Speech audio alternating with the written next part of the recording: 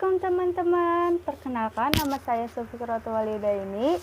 Saya mahasiswa dari Universitas Dharma Persada, jurusan Manajemen Ekonomi, Fakultas Ekonomi dan Bisnis. Nah, di sini saya akan membedah salah satu skripsi punya teman saya untuk mengakhiri tugas di semester 2 di mata kuliah Statistik Bisnis. Di skripsi ini saya akan menganalisisnya berjudul Analisis Pembentukan Portofolio Optimal berdasarkan tingkat keuntungan dan resiko saham untuk mengambil keputusan investasi di Bursa Efek Indonesia.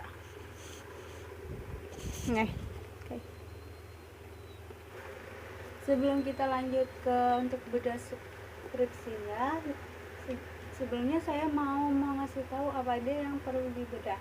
Yang pertama, nama penulis, tahun instalasi yang terkait. Yang kedua, rumusan masalah. Yang ketiga, tujuan penelitian.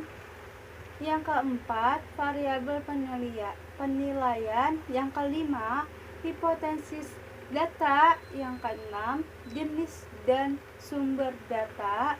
Yang ketujuh, metode pengumpulan data.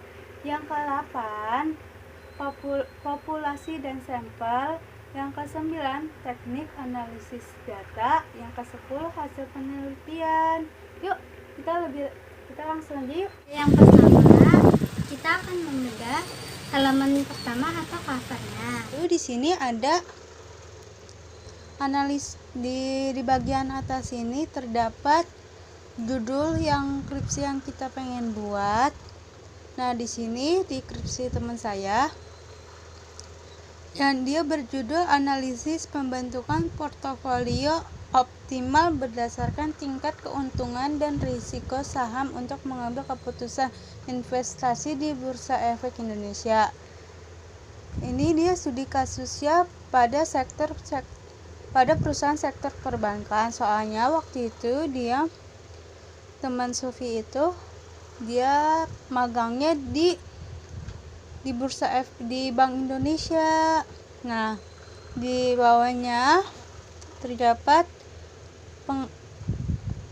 diajukan sebagai salah satu persyaratan. Situ diajukan untuk persyaratan untuk memperoleh gelar sarjana di bidang ekonomi, Fakultas Ekonomi dan Bisnis.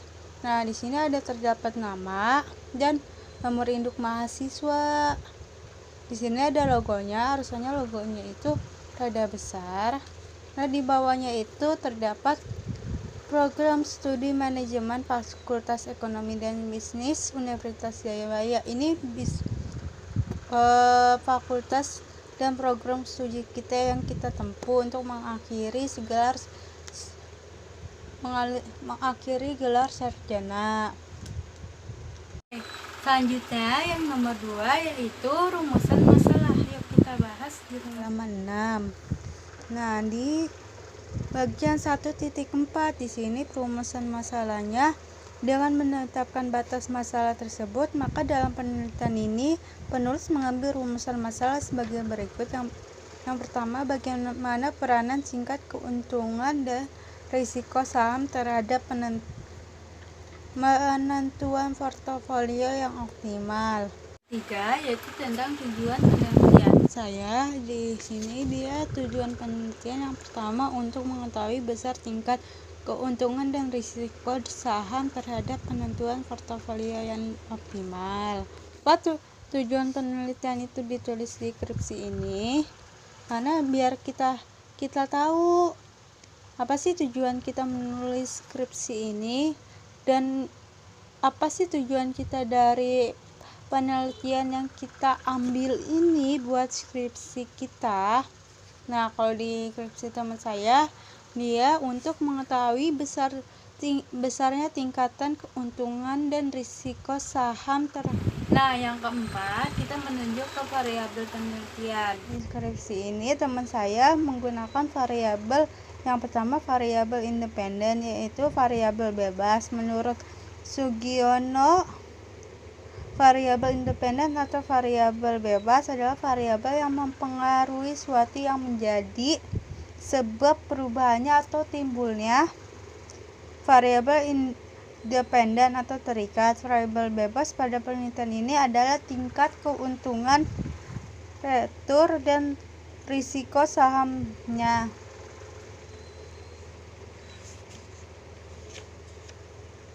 Terus yang kedua, dia menggunakan variabel terikat, variabel dependen. Menurut Sugiono, variabel dependen itu yaitu menjelaskan bahwa variabel terikat merupakan variabel yang mempengaruhi atau menjadi akibat karena adanya variabel independen atau bebas. Variabel terikat dalam penelitian ini adalah pembentukan portofolio optimal. Nah, yang kelima yaitu hipotesis data. Apa sih hipotesis data itu? Hipotesis data itu merupakan jawaban teoretis atas perumusan masalah yang dibangun berdasarkan kerangka berpikir. Di sini contoh hipotesis rumusnya yaitu yang pertama, variabel X berpengaruh secara positif atau negatif terhadap variabel Y. Yang kedua, ada pengaruh yang positif atau negatif dari variabel X terhadap variabel Y.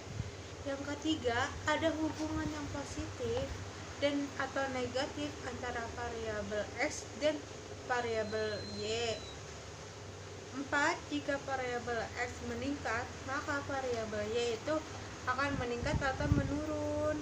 Nah, di dalam skripsi punya teman saya, di sini terdapat beberapa hipotesis data. Di sini terdapat 11 saham yang dianalisis tingkat keuntungan dan risiko terhadap 7 saham yang termasuk dalam portofolio. Nah, di bawah sini hasil penelitian ini menunjukkan bahwa dari 35 saham yang dianalisis tingkat keuntungan dan risiko 11 saham yang termasuk dalam portofolio optimal. Dalam keuntungan ini yang diharapkan dari portofolio optimal sebesar 0,5578% dan risiko yang harus ditanggung sebesar 1,1684%. Berdasarkan penelitian, maka penulis menyarankan kepada investor lebih senang dengan risiko. Oke, selanjutnya itu yang keenam, yaitu jenis dan sumber datanya. Jenis datanya, dia memakai data kuantitatif dan data kualitatif. Dan di sumber datanya ini, dia memakai data primer. Menurut Sugiono, data primer itu diperoleh langsung dari pelaku yang melihat dan terlibat dalam penelitian itu.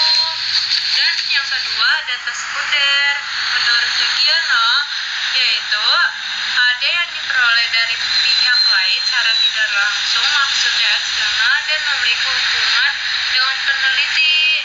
Contohnya itu ya berupa sejarah perusahaan, ruang lingkup, struktur organisasi, buku, literasi, dan sejenis-jenis situs lainnya, misalnya internet. Nah, adapun data yang diambil ini selama 3 bulan, yaitu periode Agustus sampai dengan Oktober 2018. Oke, sekarang yang ketujuh yaitu metode pengumpulan data. Apa sih metode pengumpulan data itu? Metode pengumpulan data itu menggunakan dokumentasi, yaitu metode pengumpulan yang berasal dari catatan atau yang tertulis berhubungan dengan objek penelitian atau data yang diperoleh dari bentuk publikasi.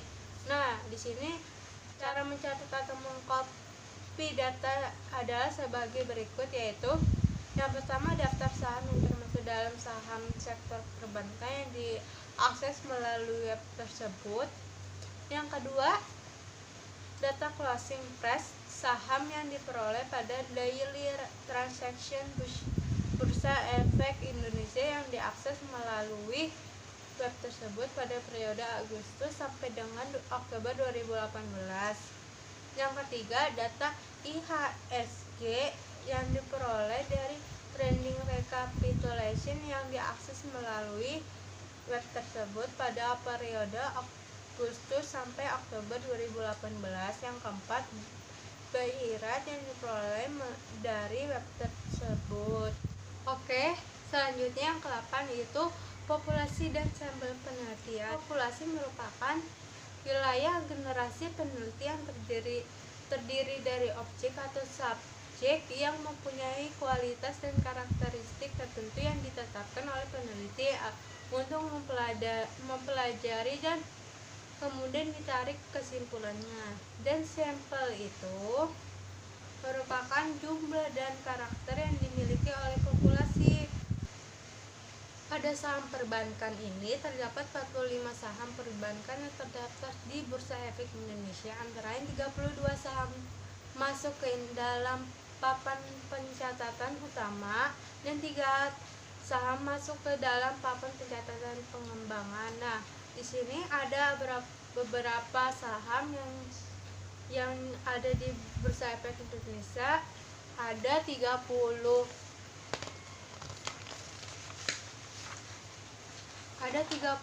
saham yang terdaftar di Bursa Efek Indonesia.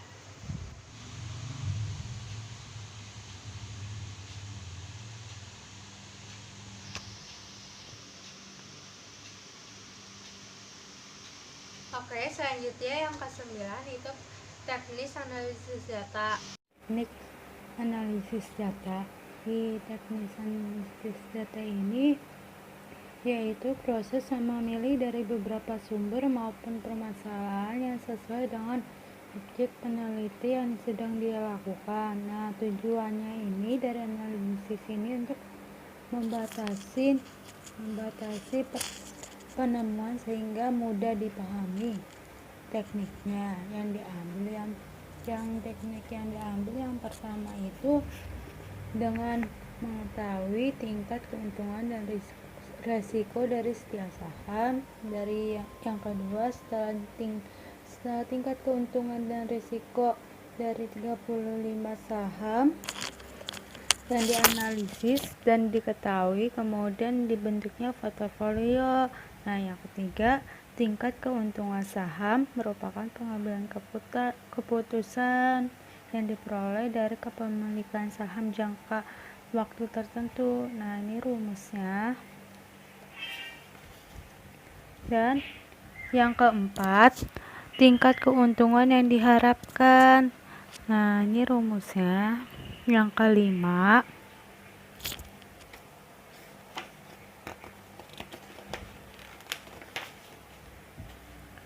risiko saham, yaitu risiko kemungkinan keuntungan sebesar sebenarnya yang menyimpang dari keuntungan yang diharapkan.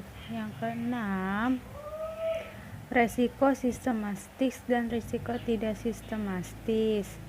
Nah, di sini risiko sistematis itu risiko yang menimbulkan oleh pengaruh luar perusahaan dan tidak dapat diperkecil melalui investasi, yaitu risiko yang terdapat dari luar di luar perusahaan. Nah, sedangkan risiko tidak sistematis itu risiko yang timbul karena pengaruh dari dalam perusahaan yang dapat dikurangi melalui verifikasi. Nah, selanjutnya yang ketujuh yaitu pembentukan portofolio berdasarkan model indeks tunggal. Itu di sini ada accelerator to beta, itu ERB. Yang kedua, menentukan cut off point. Nah, selanjutnya yang ke-8 sudah keuntungan yang diharapkan dan Oke, yang sekarang yang ke-10 adalah hasil penelitiannya. Oke, ini hasil penelitian ini terdapat di bagian terakhir di halaman 80. Maaf salah. Nah, di sini bahwa menunjukkan penelitian ini dapat dilihat bahwa tingkat return yang dapat diperoleh investor yaitu sebesar 0,3648% dengan tingkat risiko yang lebih tinggi dan cukup signifikan, yaitu sebesar 1,0050%. Maka artinya preferensi investor terhadap resiko adalah suka dengan risiko atau risk seeker atau risk lover. Karakter ini investor yang seperti ini adalah tipe yang begitu suka terhadap resiko, karena bagi dia semakin tinggi risiko maka semakin tinggi pula tingkat keuntungan yang mereka peroleh.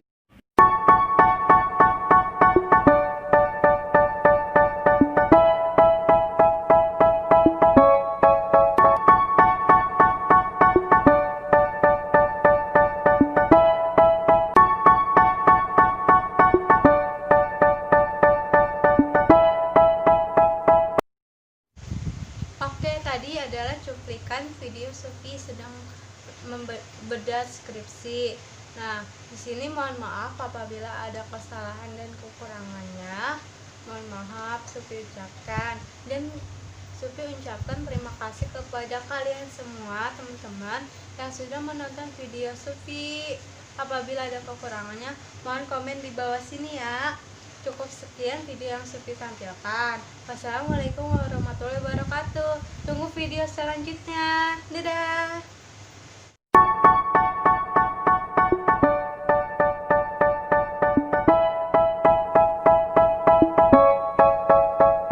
They say